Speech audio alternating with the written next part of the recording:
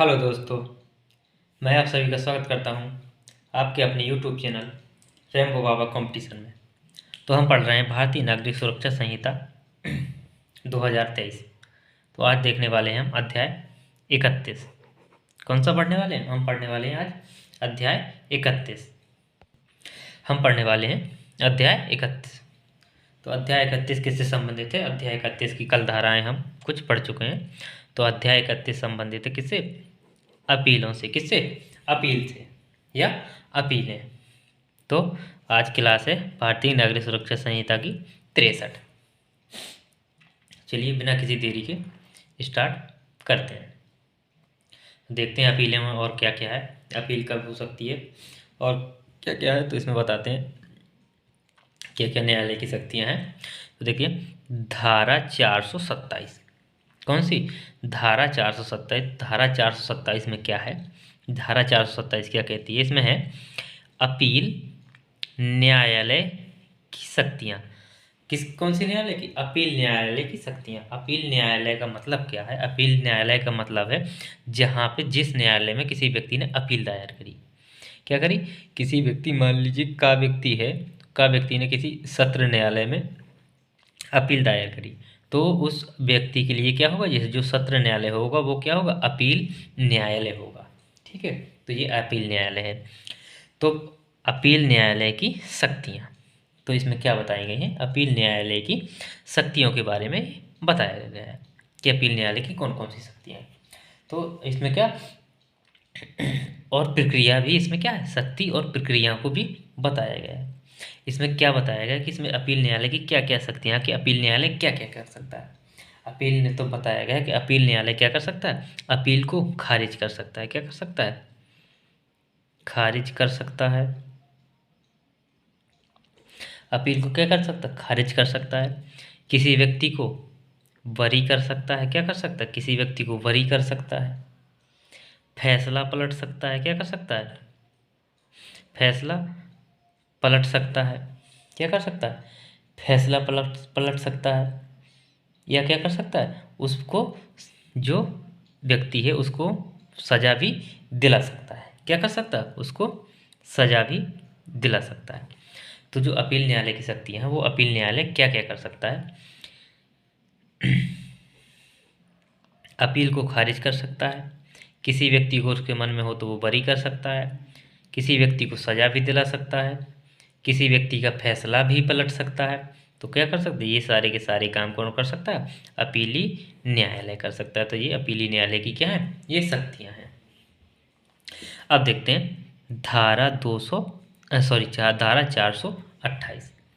धारा 428 में क्या है, क्या कहती है धारा 428? तो धारा 428 कहती है अधीनस्थ, कौन? अधीनस्थ अपीली न्यायालय के निर्णय। किसके? ये क्या था? अपीली न्यायालय। ये क्या? अधीनस्थ अपीली न्यायालय, जो इसके नीचे, अपीली न्यायालय के नीचे होता है। तो वो क्या होता? अपीली न्यायालय का अधीनस्थ अपीली न्यायालय है। तो इसके निर्णय क्या हैं? तो इसमें क्या है? इसमें बताया गया, ये क्या क्या बताती है? जो अधीनस्थ न्यायालय की जो निर्णय की प्रक्रिया है, तो इस प्रक्रिया में क्या बताया गया? इसमें बताया गया है कि जब क्या करता है कोई, जब तक इसके जो निर्णय हैं, इसमें निर्णय लेने, कब निर्णय ले सकता है ये बताया गया है। कि जिसमें बताया गया कि जब तक ये अपीली अधीनस्थ अपीली न्यायालय निर्णय नहीं ले सकता, जब तक कि अपीली न्यायालय, कौन सा? अपीली न्यायालय अन्यथा निर्देश न दे। कौन? अपीली न्यायालय। अपीली न्यायालय क्या करे? निर्देश न दे। जब तक निर्देश नहीं देगा अपीली न्यायालय, तब तक अधीनस्थ अपीली न्यायालय कोई भी निर्णय नहीं लेगा। क्या करेगा? नहीं ले सकेगा, या इसको कोई भी निर्णय लेने का अधिकार नहीं। कब तक? जब तक अपीली न्यायालय उसको क्या आदेश नहीं देगा। क्या करेगा? आदेश नहीं देगा, तब तक वो क्या करेगा? अपीली अधीनस्थ अपीली न्यायालय निर्णय नहीं लेगा। तो ये इससे संबंधित है। या कह सकते हैं कि जब तक ये अपीली न्यायालय इसको आदेश नहीं देगा, तब तक ये क्या करेगा? किसी भी व्यक्ति के या अभियुक्त को जो निर्णय है उसको सुनने के लिए नहीं बुलाएगा। क्या करेगा? उसके निर्णय को सुनाने के लिए या सुनने के लिए नहीं बुलाएगा। तो ये है 428। देखते हैं धारा 429 धारा कौन सी?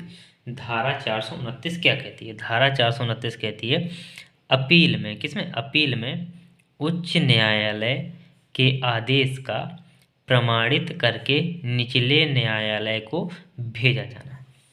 तो क्या होता था जब सत्र न्यायालय होता था या अपील न्यायालय होता था, जो न्यायालय था, तो सत्र न्यायालय क्या करता? जब मृत्यु दंड की सजा देता था, किसकी? मृत्यु दंड की सजा सुनाता था, तो उसको क्या प्रमाणित करने के लिए कहाँ भेजना पड़ता था? हाई कोर्ट के पास भेजना पड़ता था। जब हाई कोर्ट प्रमाणित करता था तब जाके उसकी जो मृत्यु दंड की उसने सजा सुनाई है, तब जाके वो सजा कायम होती थी। क्या होती? तब वो सजा लागू होती थी। तो इसमें बताया कि अपील में जो उच्च न्यायालय है के आदेश का जो प्रमाणित करके जो कहाँ उसको कहाँ भेजना, जिस न्यायालय ने उसको वेरिफिकेशन करने के लिए जो या प्रमाणित करने के लिए क्या जो मृत्युदंड की जो सज़ा है उसके जो प्रावधान है उसके डॉक्यूमेंट जो उच्च न्यायालय को जिस न्यायालय ने उसको प्रमाणित करने के लिए भेजे हैं उसको क्या उसी न्यायालय में जो निष्कर्ष होगा तो उच्च न्यायालय को हाई कोर्ट को उसी न्यायालय को वो निष्कर्ष भेजना चाहिए। ऐसा नहीं कि किसी और दूसरे कोर्ट को हाई कोर्ट न्यायालय वो निष्कर्ष भेज दे, तो वो जो हाई कोर्ट क्या करेगा, जो आदेश जो प्रमाणित करके देगा वो उसी निचले न्यायालय में देगा जिसके द्वारा उसके पास वो भेजा गया था। मृत्युदंड के लिए जो आदेश भेजा गया था, वो अपील भेजी गई थी, वो हाई कोर्ट उसी न्यायालय को वो प्रमाणित करके निष्कर्ष देगा। तो इसमें 429 में ये बताया गया है। अब देखते हैं, चलिए देखते हैं धारा 430। धारा 430 इसका 429 का सीधा मतलब ये है कि जो कोर्ट हाई कोर्ट को निर्णय करने के लिए उसको उसकी क्या करने के लिए उसकी जांच करने के लिए केस देगा, वो हाई कोर्ट उसी न्यायालय को उसका निष्कर्ष निकाल के उसी न्यायालय को सौंपेगा। ये मतलब है इसका। अब देखते हैं धारा 430। धारा 430 क्या कहती है? धारा 430 में क्या है? अपील लंबित रहने तक, क्या अपील लंबित रहने तक दंडादेश का निलंबन दंडादेश का क्या निलंबन, जब तक अपील लंबित रहेगी तब तक दंडादेश भी क्या होगा? लंबित रहेगा। तो अपीलार्थी का जमानत पर छोड़ा जाना, जब क्या होगा दंडादेश, जब अपील लंबित रहेगी तो वो दंड भी उसका लंबित रहेगा, तो तब तक उस व्यक्ति को किस पे? जमानत पे छोड़ा जाना। ये धारा बताती है 430। तो इसमें बताया गया कि यदि कोई क्या है जो दोष सिद्ध व्यक्ति है, यदि उसकी क्या होती अपील लंबित होती है, क्या अपील उसकी पास नहीं हो रही, उसकी लंबित उसमें की डली हुई है, तो जो अपीली न्यायालय है वो क्या कर सकता है? वो आदेश दे सकता है। जो अपीली न्यायालय है वो क्या कर सकता है? आदेश दे सकता है। और अपीली न्यायालय के आदेश के तहत उस व्यक्ति की क्या हो सकती है? उस व्यक्ति को जमानत पर रिहा किया जा सकता है। क्या किया जा सकता है? उस व्यक्ति को जमानत पर रिहा किया जा सकता है। क्या किया जा सकता है? उस व्यक्ति को जमानत पर रिहा किया जा सकता है। किसके तहत? धारा 430 के तहत। किसके तहत? धारा 430 के तहत। अब देखते हैं धारा 431। धारा 431 क्या कहती है? इसमें क्या है? तो धारा 431 में है दोष मुक्ति से अपील में अभियुक्त की गिरफ्तारी। अब इसमें क्या है कि यदि किसी व्यक्ति को क्या हुआ, यदि किसी व्यक्ति के खिलाफ अपील दायर करने पर क्या होता है? उस अभियुक्त को उसको छोड़ दिया जाता है। मान लीजिए किसी व्यक्ति ने कोई निचला केस, जो निचले उसका तबके का है, क्या जो निचले तबके का न्यायालय है, उसने किसी व्यक्ति को क्या कर दिया है? बरी कर दिया है। क्या कर दिया है? बरी कर दिया है।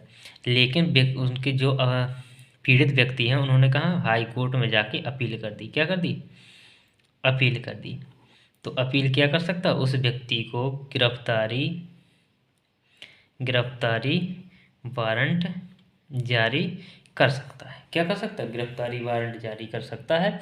और उस व्यक्ति की क्या हो सकती है? गिरफ्तारी। जिस व्यक्ति को दोष मुक्त कर दिया गया है उसकी दोबारा से क्या हो सकती है? गिरफ्तारी हो सकती है। कौन कर सकता है? High court. कौन कर सकता है? हाई कोर्ट, मतलब उच्च न्यायालय कर सकता है ये काम। तो और इसमें अपील कौन लगा सकता है? पीड़ित व्यक्ति। कौन? पीड़ित व्यक्ति। तो ये 431 में बताएगा। अब देखते हैं धारा 432। धारा 432 क्या कहती है? धारा 432 में क्या है?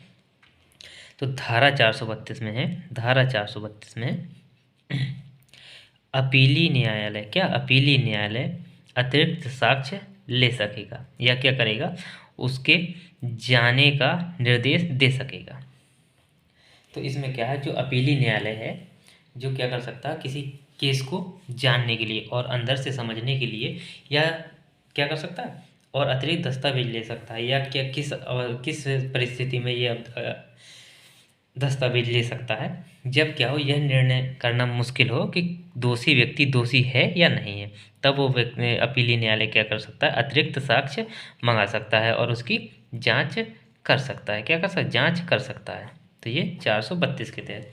अब देखते हैं धारा 433। धारा 433 क्या कहती है, धारा 433 कहती है, जहाँ अपीली न्यायालय के न्यायाधीश राय के बारे में समान रूप से विभाजित हों, वहाँ की प्रक्रिया।